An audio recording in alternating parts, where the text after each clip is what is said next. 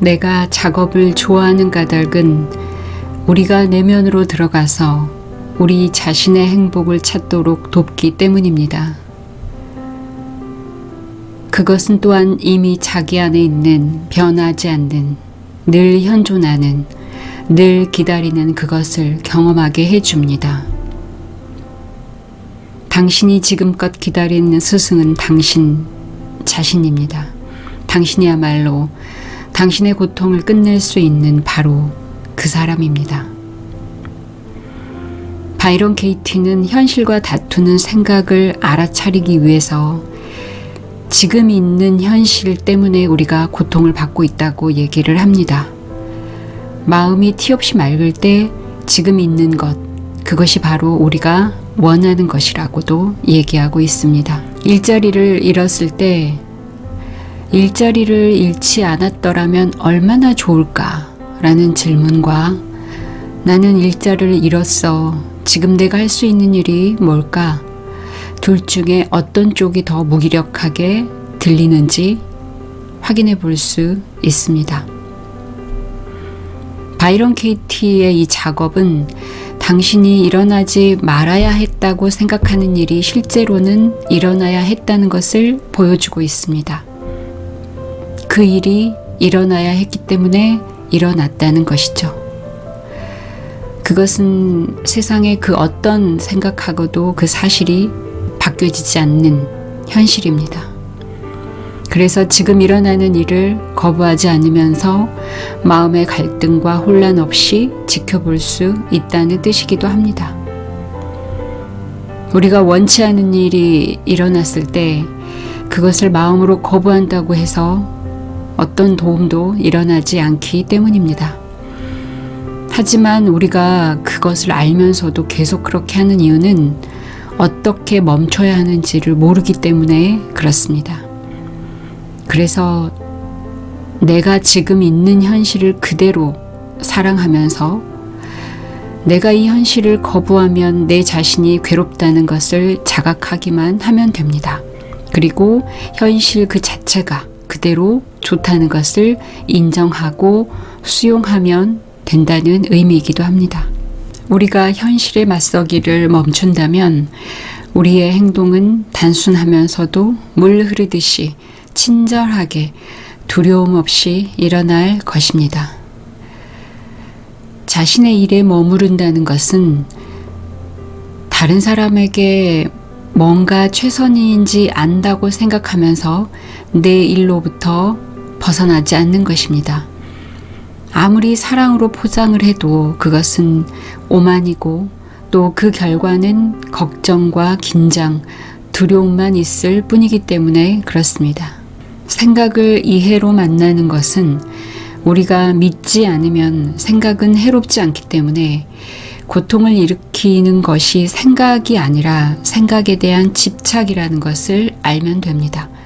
생각에 집착한다는 것은 그 생각을 살펴보지 않고서 진실하다고 믿는 것입니다. 우리가 믿음이라는 것은 아주 오랫동안 집착하고 있는 생각입니다.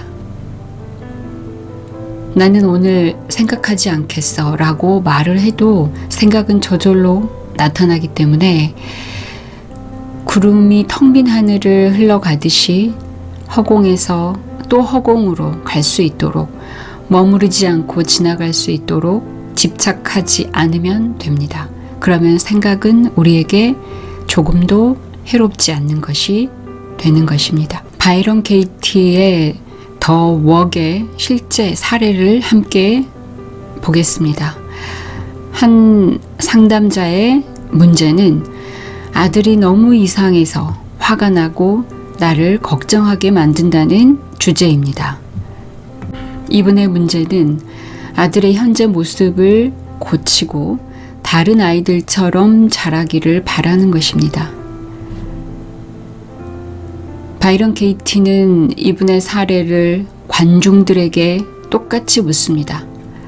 여러분들도 똑같은 문제를 가지고 있는지. 청중들의 90%가 손을 들어서 공감을 합니다.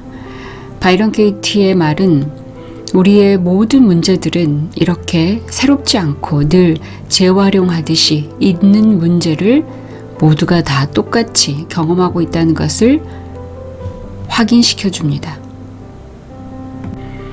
아들이 나를 걱정하게 만든다. 이것에 대해서 먼저 질문을 시작합니다. Is it true? 그것이 사실인가요? 아들이 나를 걱정하게 만들었나요? 라고 질문을 하자 이 상담 의뢰자는 아니요, 사실이 아니에요. 라고 바로 대답을 합니다. 아들이 나를 걱정하게 만들 때 그럼 어떻게 반응을 하나요? 라고 묻자 아들의 목을 조르고 싶다고 아주 솔직하게 이야기를 합니다. 왜냐하면은 그 아들의 행동을 고치기 위해서 수많은 방법과 수단을 가리지 않고 해봤다는 그런 표현이기도 하겠습니다. 그리고 내 스스로 방법을 찾아보려고 하지만 쉽지 않다 라는 의미겠죠. 그래서 아들이 나를 걱정하게 만든다. 그럼 이런 생각을 하지 않으면 어떤 기분이 들까요? 라는 다음 질문을 이어가죠. 의뢰자는 울음을 터뜨립니다. 그리고 그 질문에 난 좀 더 행복할 것 같다. 그러니까 그 문제가 굉장히 나에게 힘든 문제 상황이라는 것을 말해주는 대화입니다. 그러면 여기서 뒤바뀌기를 해보는 것이죠. 아들이 나를 걱정하게 만들어서 화가 난다 라는 말을 뒤바꾸니까 나는 내 자신에게 화가 난다 로 뒤바꾸기가 됩니다. 즉 나는 아들에 대해서 스스로 걱정하게 만드는 내 자신에게 화가 난다는 뜻이죠. 그래서 왜 그렇게 화가 나는지 얘기를 하는 거죠. 그러니까 이 아들이 다른 아이들하고 같이 있었을 때 다른 아이들처럼 행동하지 않고 특별하게 행동을 하기 때문에 이 아들의 이상한 행동이 아들의 미래에 영향을 줄까봐 항상 걱정을 하고 있다고 얘기를 합니다. 아들이 나를 걱정하게 만든다. 이것을 거꾸로 돌리면 나는 자신으로 하여금 아들을 걱정하게 만든다. 예를 들자면 아들이 엄마에게 나를 걱정해줘요 라고 얘기한 건 아니잖아요. 그런데 엄마 스스로 아들에 대해서 걱정을 하고 있는 거죠. 그러니까 여기에서의 그 통찰은 뭐냐면 아들이 나를 걱정하게 만들어서 화가 난다 라는 문제점이었지만 결과적으로 내 걱정과 두려움이 아들 스스로 걱정하게 만들었다는 것을 알아차리는 거죠. 이 상담자가. 그래서 나는 아들로 하여금 스스로에 대해 걱정하게 만든다 라고 이야기를 하면서 오열을 합니다. 그러니까 여기에서 인사이트가 일어나는 것입니다. 그래서 내 기준으로 봤을 때 아들이 이상하다 라고 생각하는 것을 계속 지적하게 된다는 것입니다. 아들이 미처 몰랐던 것들까지도 말이죠.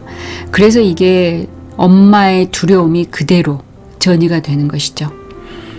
그래서 예를 들어서 얘기를 해보라고 하니까 아들이 친구들과 놀고 있을 때 그 행동을 고치려고 노력을 많이 했다라는 것이죠. 즉 엄마가 보기에 옳은 방식으로 그게 정상적인 아이들의 행동이라고 생각을 했기 때문에 그래서 이것을 또 바꿔보기를 합니다. 나는 아들이 나에 대해서 걱정하게 만든다. 이렇게 또 바꾸기를 해보죠. 그래서 아들이 엄마를 걱정하게 만드는 사례가 있을까요? 라고 묻죠. 거기에서 아들이 제가 우는 모습을 볼 때가 있어요 라고 대답을 합니다. 아들은 이미 엄마가 계속 자기 자신에게 지적을 하고 이렇게 고치려고 했기 때문에 나 때문에 엄마가 저렇게 우는 거구나 라는 것을 알게 되는 것이죠. 저도 개인적으로 이 경험을 해봤을 때 엄마가 아이 때문에 매우 힘들어하는 그 모습을 아이가 알까요? 라고 하면 대부분 모를 거라고 얘기를 합니다. 그래서 아이가 힘들게 할 때마다 어떻게 그것을 스스로 푸느냐 라고 물었을 때 밤마다 술을 한 잔씩 하면서 넘어간다 라고 얘기를 하는 거예요. 그 아이에게 엄마가 혹시 너 때문에 많이 힘들어하는 걸 알고 있니? 라고 물으니까 알고 있다고 얘기를 하더라고요. 어떻게 알고 있냐고 했더니 밤마다 엄마가 나 때문에 술을 마신다. 근데 분명히 엄마는 아이 몰래 술을 마신다고 했고 아이는 알지 못할 거라고 얘기를 했지만 아이는 아침마다 눈을 떠서 제일 먼저 확인하는 것이 베란다에 나가서 술병이 얼마나 더 늘었는지를 확인하는 것으로 아침을 시작한다라고 얘기를 하더라고요. 그 엄마가 그 얘기를 전에 들었을 때 너무나 깜짝 놀라서 펑펑 우셨던 그 모습이 저도 기억이 납니다. 그리고 아들이 다른 아이들처럼 행동했으면 좋겠다는 생각을 하지 않으면 기분이 어떤가? 라고 물었을 때 이분은 그럼 너무나 행복해질 것 같다. 더 이상 바랄 게 없을 것 같다. 왜냐하면 난 너무나 행운하기 때문에. 왜? 사랑스러운 아들을 둔 행운하기 때문에 라고 대답을 합니다. 그래서 아들이 다른 아이들처럼 행동했으면 좋겠다를 거꾸로 한번 돌려보자고 바이런 게이트가 얘기를 하죠.